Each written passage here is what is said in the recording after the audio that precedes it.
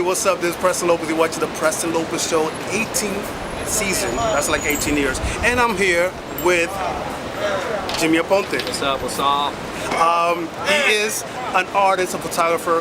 What are you? How do they describe you? I'm an artist in general. I do it all. My main source of income right now is photography, but I paint, I do it all. But I'm an artist. So we're gonna look around. We're gonna ask him a few questions in a minute. Don't go away, because we're right back with Jimmy Aponte.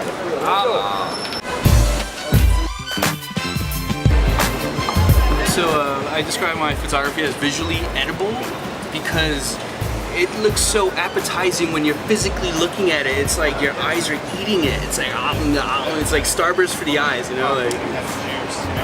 When you go to your website, you have a whole bunch of it's by category, like objects and nature, especially nature. Let me talk about nature. We're in New York City and we don't see a lot of this stuff, like flowers and all that stuff. What do you shoot that at? People's backyards.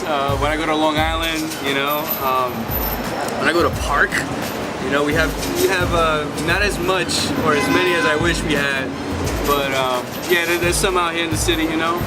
So whenever I'm out in nature, I just try to capture it so that I could just admire it when I get back home, you know.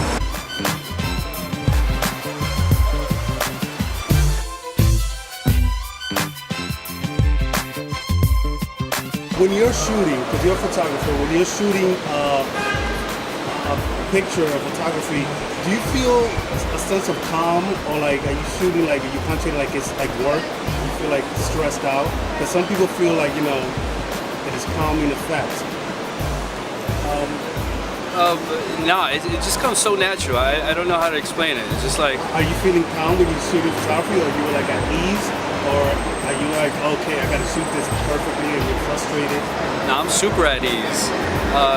I mean, if I'm a little stoned, I may be really self-conscious that I'm bending over weird and people looking at me, you know, like what's this guy doing over here, you know? But aside from that, it's all bread and butter.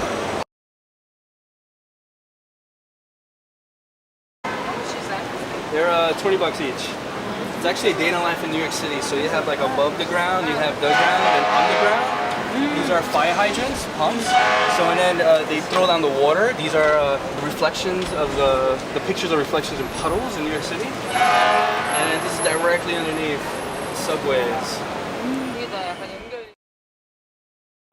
So how long have you had this store, the street store?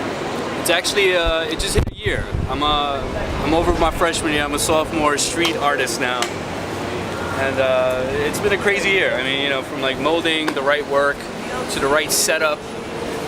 It's been an intense year.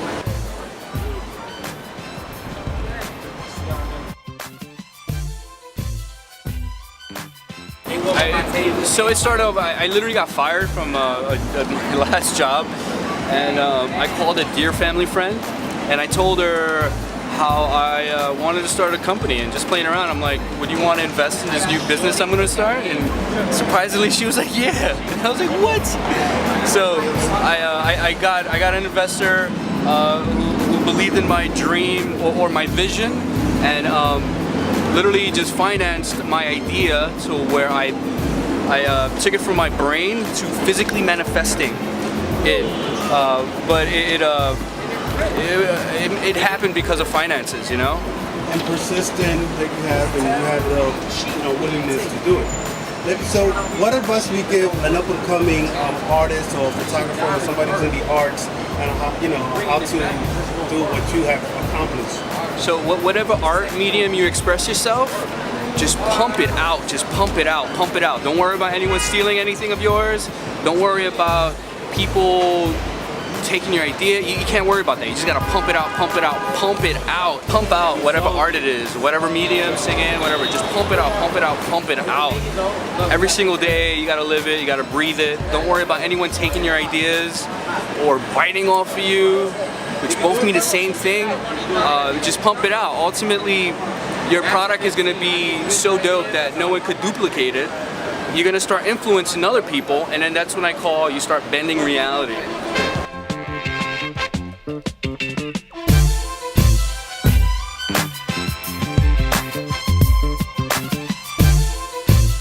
Has anybody inspired you, or have you ever looked up to somebody, you know, in the art or photography? Honestly, Or do you no. inspire yourself? Well, yeah, I inspire myself. It's just a vision that I have to get out. But definitely artists inspire me, you know. Like who? Who has? Can you tell me from like? Honestly, like right now, ASAP Rocky, total inspiration. I mean, you know, he's from Harlem, New Yorker. He's making moves, you know. So people who make moves are the people who inspire me. People who actually come up with ideas and physically do it, you know, versus think about them, talk about them, don't do anything about it, you know. You know, there's certain people that I've learned to just take a characteristic from that person and take another characteristic from that other person. It's sort of like mold my imaginary role model. So like I would just take like ambition from like ASAP Rocky, and then the creative eye of some other, you know, it just take those characteristics, and that motivates me to ultimately physically do shit, you know, make shit happen. And also a new motivation that I've applied my motivation to was seeing videos of people dying, believe it or not.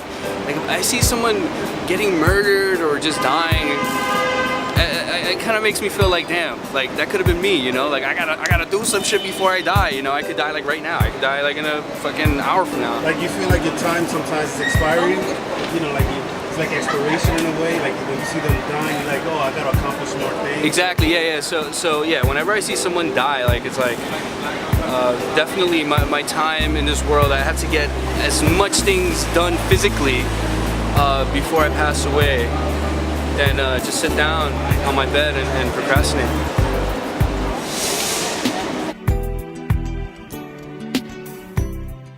Alright, one thing to look out for are pocket squares by your boy Jimmy Aponte. This is how the packaging looks. And it's pretty much my art on handkerchiefs. So this right here is this is one of my most popular images.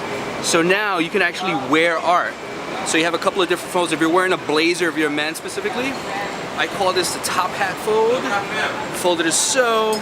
As a little box, looks like a little top hat. Boom, you put this on your pocket of your blazer, looking man balled out with a little bird flying. Or if you're not wearing a blazer, you can rock it in your back pocket as so. Boom, man styling. Don't stop looking at my booty real quick. Boom. Rocking it. So Jimmy, thanks for being on our show, on the Preston Lopez Show. And if they want information on you, where do they have to go again? Please visit jimmyaponte.com, just like it sounds like, jimmyaponte.com. And we'll have all the information at the end of the show.